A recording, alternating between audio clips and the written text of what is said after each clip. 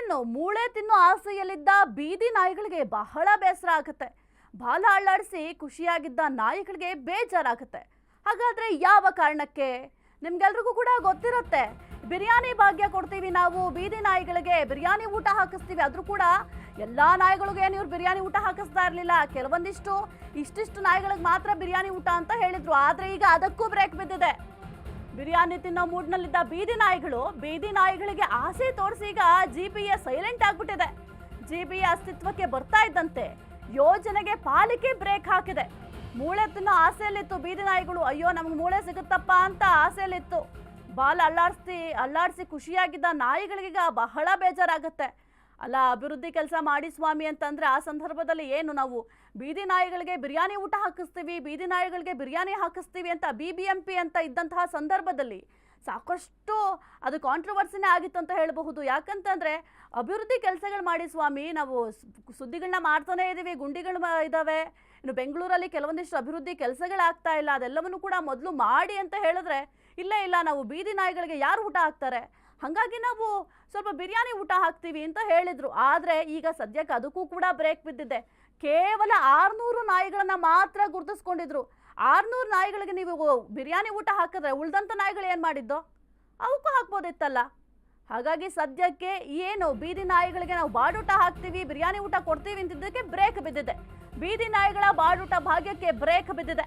ಬೆಂಗಳೂರಲ್ಲಿ ಬೀದಿ ನಾಯಿಗಳಿಗೆ ಬಾಡೂಟ ವ್ಯವಸ್ಥೆ ಮಾಡ್ತೀವಿ ಅಂತ ಹೇಳ್ತಾ ಇದ್ರು.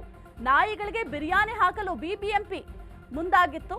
BBMP ನಿರ್ಧಾರಕ್ಕೆ ರಾಜ್ಯ ಮಾತ್ರವಲ್ಲ ದೇಶಾದ್ಯಂತ ಕೂಡ ಕಿಡಿ ವ್ಯಾಪಕವಾಗಿತ್ತು. ಜನಾಕ್ರೋಶದ ಬಗ್ಗೆ ಅಶ್ವವೇಗ ನ್ಯೂಸ್ ನಿರಂತರ ವರದಿಯನ್ನ ಮಾಡಿತ್ತು. ಅಶ್ವವೇಗ ನಿರಂತರ ವರದಿಯ ಬೆನ್ನಲ್ಲೇ ಯೋಜನೆಗೆ ಈಗ ಬ್ರೇಕ್ ಹಾಕಲಾಗಿದೆ. ರಸ್ತೆ ಗುಂಡಿ ಮೊದಲು ಮುಚ್ಚಿ ಆಮೇಲೆ ಬಿರಿಯಾನಿ ಹಾಕಿ, ಬಜೆಟ್ನಲ್ಲಿ ಮೂಲಭೂತ ಸೌಕರ್ಯಗಳಿಗೆ ಆದ್ಯತೆ ನೀಡಿ. ಜಿಬಿಎ ವಿರುದ್ಧ ಆಕ್ರೋಶವನ್ನ ಸಾರ್ವಜನಿಕರು ಹೊರಹಾಕಿದ್ರು. ಇನ್ನು BBMP ನಿರ್ಧಾರವನ್ನ ತೆಗೆದುಕೊಂಡಿತ್ತು. ಏನು ಬೀದಿ ನಾಯಿಗಳಿದ್ದಾವೆ ಅದೆಲ್ಲದಕ್ಕೂ ಕೂಡ ಬಿರಿಯಾನಿ ಊಟ ಹಾಕಿಸ್ತೀವಿ, ಅದಕ್ಕೆ ಬಾಡೂಟದ ವ್ಯವಸ್ಥೆ ಮಾಡ್ತೀವಿ ಅಂತ ಹೇಳಿದ್ರು. ಅಂತಹ ಸಂದರ್ಭದಲ್ಲಿ ಸಾಕಷ್ಟು ಜನಾಕ್ರೋಶವೇ ವ್ಯಕ್ತ ಆಯಿತು. ಇಲ್ಲಿ ನಮಗೆ ತಿನ್ನೋದಕ್ಕೆ ಊಟ ಇಲ್ಲ, ಬೀದಿ ನಾಯಿಗಳಿಗೆ ಇವ್ರು ಊಟ ಹಾಕ್ಬಿಡ್ತಾರಂತೆ. ನಮಗೆ ಫಸ್ಟು ಏನು ಮೂಲಭೂತ ಸೌಕರ್ಯಗಳು ಬೇಕು, ಎಷ್ಟೋ ಕಡೆ ಕುಡಿಯೋದಕ್ಕೆ ನೀರಿನ ವ್ಯವಸ್ಥೆ ಇಲ್ಲ, ಅವ್ರಿಗೆ ತಿನ್ನೋದಕ್ಕೆ ಸರಿಯಾದಂತಹ ಆಹಾರದ ವ್ಯವಸ್ಥೆ ಇಲ್ಲ. ಅಂಥದ್ರಲ್ಲಿ ಬೀದಿ ನಾಯಿಗಳಿಗೆ ಬಾಟೂಟ ಹಾಕ್ತೀವಿ ಅಂತಿದ್ರಲ್ಲ, ಮೊದಲು ಗುಂಡಿ ಮುಚ್ಚೋ ಕೆಲಸ ಮಾಡಿ. ನಾವು ಆ ಗುಂಡಿಗಳಲ್ಲಿ ಓಡಾಡುವಂತಹ ರಸ್ತೆ ಮೇಲೆ ಓಡಾಡುವಾಗ ಎಲ್ಲಿ ಗುಂಡಿ ಇದೆ, ಎಲ್ಲಿ ಹಳ್ಳ ಇದೆ ಏನೂ ಕೂಡ ಗೊತ್ತಾಗೋದಿಲ್ಲ. ಹೋಗಿ ಗುಂಡಿಲೇ ಬಿದ್ದೋಗ್ತೀವಿ, ಆಗ ನಮ್ಮ ಪ್ರಾಣಕ್ಕೆ ತೊಂದರೆ ಆಗುತ್ತೆ.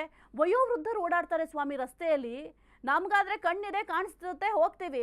ವಯೋವೃದ್ಧರು ಪಾಪ ಏನು ಮಾಡ್ತಾರೆ, ಕಣ್ಣಿಲ್ದೇ ಇರೋರು ಹೇಗ್ರಿ ಹೋಗ್ತಾರೆ ರಸ್ತೆಯಲ್ಲಿ.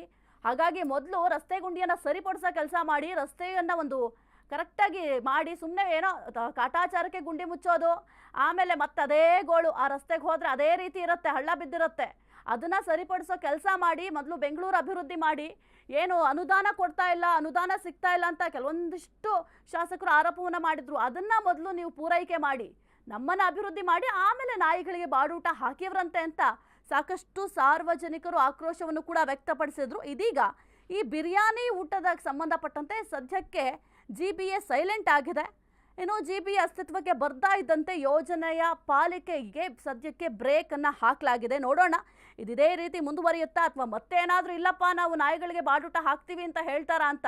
ಸದ್ಯಕ್ಕೆ ಬೆಂಗಳೂರು ಅಭಿವೃದ್ಧಿ ಮಾಡೋ ಕಡೆ ಗಮನ ಕೊಡಿ, ಆಮೇಲೆ ನೀವು ಬಾಡೂಟನಾದರೂ ಹಾಕಿವ್ರಂತೆ, ಏನು ಬೇಕಾದರೂ ಹಾಕಿವ್ರಂತೆ.